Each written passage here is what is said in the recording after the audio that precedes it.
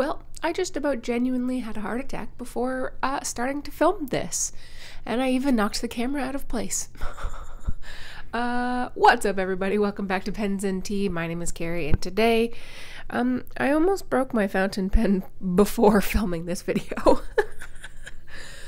Yeah, because even when you are many years into your fountain pen journey, hobby, life, whatever, accidents still happen. Because I'm just sitting here minding my own business, about to turn on the camera to start filming to you guys. I roll my chair a little too far back while I'm playing with my new dice that I got. I got a new dice set. I'll show you very briefly when we do the writing sample of my pen in a minute. I ordered it from Fate Seeker Dice. I saw them on Instagram, and then they had a sale on Etsy, and these are probably the most beautiful dice that I've ever seen in my whole life. They were pretty expensive. They came from Germany, but they're gorgeous. I love them. They're a little bit smaller than I thought they were going to be. Like, the entire set of 7 fit in just like my fingers, and I'm used to a bit bigger dice, but they're gorgeous. And I still dropped one. I apparently just have the dropsies today. Which dice did I actually just drop? I don't even know where it went. Oh, there it was. It was the D8, and I rolled a 4. So about average. Yeah, so I backed up my chair a little too far, hit the bookshelf. A necklace, like the one ring from Lord of the Rings, fell off while I was playing with my dice. And in my distractionary, like, oh no, I whipped around and then dropped my pen and then ran over it with my desk chair. And not only was I worried I was going to break the pen, but then I was also worried because in this pen I have Diamine Polar Glow, which is a very saturated, dark, rich blue ink that has some pretty heavy red sheen. And I thought, oh boy, if that gets on my floor, Mama's in trouble. But good news, it did not do that. I don't even see a scratch on it, to be fair. So I'm not sure exactly how it saved itself. Maybe I didn't fully run over it. I just sort of knocked it. I'm not sure. I wish that I was filming myself already so that I had proof. But it is crystal clear. Anyway, it's a TWSBI. TWSBI VAC 700. Well, VAC 700R, to be precise. So when I talk about the durability of TWSBI's pens as something that I always like, it holds up. Now, granted, like, it didn't fall far. I want to say it probably fell like 3 feet-ish, the height of my desk. I'm just gonna guess. I don't know. Me and spatial awareness don't always get along. Maybe 3.5, 4 feet, something like that. But I'm almost 5'10", so that would be, probably 3 feet. I don't know. Anyway, I got the ramblies. Anyways, yeah, so durability, check. So why am I going to talk about this pen? Why have I been rambling for almost 4.5 minutes now before telling you why I want to talk about the TWSBI VAC 700R? No, I'm not talking about it with anything to do with my love-hate relationship with TWSBI. No, I'm not talking about it to do a full review because I've done several reviews before. The reason why I wanted to talk about this today was because I have a 1.1 millimeter stub nib on this. Stub nibs are not things that I typically get, but I wanted to talk about this today because the old VAC 700 that I used to have, not a 700R, it was just like the regular one, back when J.Herbin Stormy Gray, I think it's called. They're like 1670 line, the one that was black with like the gold shimmer in it. Back when that first came out, and that was really like one of the first inks that put like shimmer glittery inks on the map. And I want to say that was probably 2016, 2017-ish. That's when I originally got my VAC 700 with a 1.1 stub. And I did that on purpose because I wanted to have like the biggest nib. And I also got a broad nib for it. I wanted to have the biggest nib to show off that inky goodness. And it was a good writer. I was like, okay, impressed with it. But I ended up selling it relatively quickly after my review because it wasn't what I was expecting. It wasn't like pouring out the ink like I thought it was going to. It wasn't like a super, super wet writer. It wasn't like crazy smooth. Like that was the first time I had really gone into a foray beyond just like an extra fine nib. And it was a fairly expensive pen for me at the time. They're still the TWSBI's in a strange bracket price point wise, because for what you get in the fountain pen world, I would say it's inexpensive. But when you consider how cheap a ballpoint pen is, these are very expensive. So it's sort of in that gray area where I don't quite consider it a luxury price point in the fountain pen world, but to an average person that doesn't really know much about fountain pens, this is stupid expensive. So it's sort of in that in between. And when I was like, just starting to get into that kind of a thing, I had very high expectations. My expectations were not quite met. So I thought, let's give it another go. So I placed an order. I believe I picked this one up from Goulet Pens back in January when I did like my birthday haul thing, because I didn't have a stub in my collection anymore, and I kind of wanted one. And I thought, let's give this another try, because you were semi-disappointed, semi-okay with it last time, but your expectations were wild, and now we're many, many, many years later.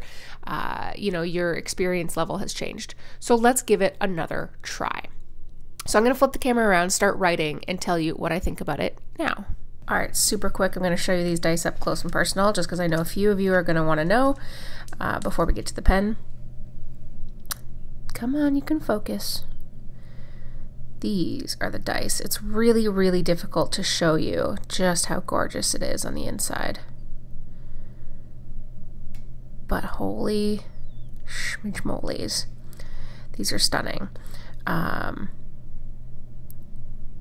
They're called the Royal Remnants, and they're gorgeous. I can't quite show you the depth that I see with my own eyes in here, but these are absolutely stunning, and I cannot wait to play with these.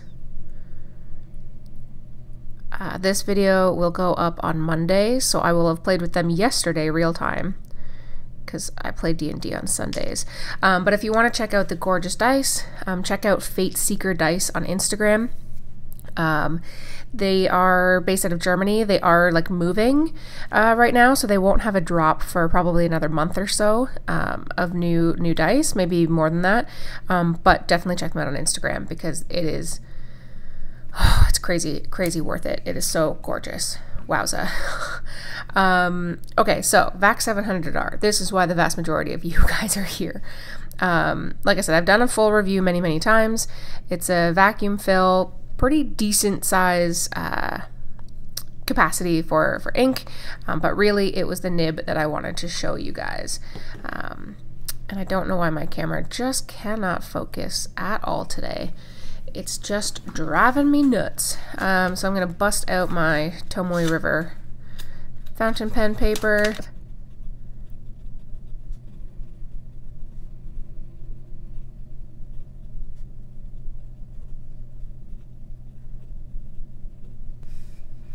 The quick brown fox jumps over the lazy dog. And as I mentioned earlier, the ink is Diamine Polar Glow. So I picked up this ink, and don't mind my doodles on the back there. I picked up this ink, again, focus, a long time ago. It's one of my favorite inks. It sheens a little bit more than, there you go, than what the lighting will show you. And then I picked up the nib because I wanted something that would add a little bit of flair to my writing, a little bit of, extra something, because my writing is pretty basic. It's not beautiful looking, it's just chicken scratch. So I thought, let me give a stub nib another shot. Typically, I haven't liked stubs in the past because my writing while I'm journaling is smaller, like it's much smaller than this. Like usually when I start to journal or anything like that, I tend to write a little smaller, and it just doesn't work as well. Oh my gosh, camera, like what? My phone has been acting up. It's like just being a butt. And it doesn't work quite as well, in my opinion, with smaller writing than it does with larger writing. So I've had to learn to adjust my writing and write a little bit bigger. And then I also have to adjust a little bit, as you saw here, and what it's doing right now. It does really depend on the angle that you hold it. So with the stub on the TWSBI, at least, there's no tipping material like you'd have a typical ball on the end. It's just a flat steel nib. So for at least this one in particular, it really depends on the angle that you hold it. Not only will that angle depend on like the actual severity of the line width that you get, it's not going to focus that close, but it does mean that sometimes, depending on where you're holding it, it may not write at all. Now I will say I have a sheening ink in here, which tends to sometimes dry out. Like one thing I'll say with this for sure that I've noticed, if I don't continue to write, it dries out pretty quickly. I will pin a comment in the comments when I try this pen with a different ink, whether or not that happens. Because again, this is a relatively sheening ink. I've had this ink in many other pens and I've never had that happen. So it leads me to believe that it is this pen. Because as far as the wetness goes, it's not like crazy wet. I'm going to use a bit of a Kleenex because like if I put a little pressure on the writing, then it does, obviously smear. And it is a relatively wet ink for being so heavily sheening. So I think it's just that this nib and feed are kind of on the drier side, which is a typical thing that I find with TWSBI. But as long as I keep writing, then it's fine. It doesn't like dry out or anything like that. But if I just wave it around, like I just don't care, and I talk about it, and I get all willy-nilly, la la la la, sometimes I do have to give it a little extra to get it going again. It always does, but it needs love. When it's writing, it's beautiful, and I really do like the way that it makes my writing look. And it's just something that I've had to adjust to. I'm going to put the lid on it so that it doesn't dry out again. It's something that I've had to adjust to with this that I don't really have any problems with any other pens for. So one, let me know in the comment section down below if you have that issue where it does dry out on you, because I would love to know that. But two, let me know if there's any nibs where you've had to learn how to adjust yourself to it. So basically, from my previous experience until now, I like this nib. I do like it. I will continue to write with it. I will continue to put different inks into it. It won't be an every single day writer for me, just because, again, I tend to write a little bit smaller, and this one you do need a bit bigger writing in order to get like the good look out of it with the actual line variation that it will naturally produce. But I'm glad that I have it in my collection again.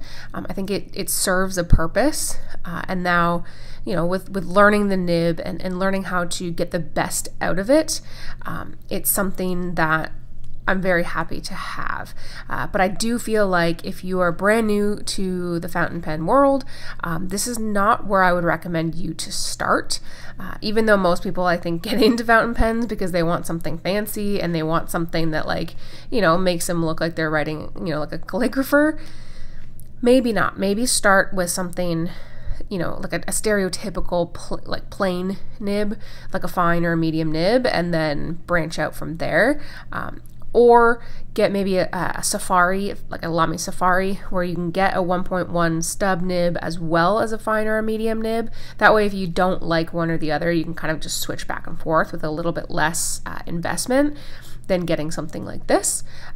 But now, having a few more years under my belt with fountain pens, knowing what I was getting into with this versus where I started many other years ago, I'm satisfied with this nib. I still don't think it's the best, you know, pen, nib, feed, whatever. I don't think it's the best out there, but it's good enough.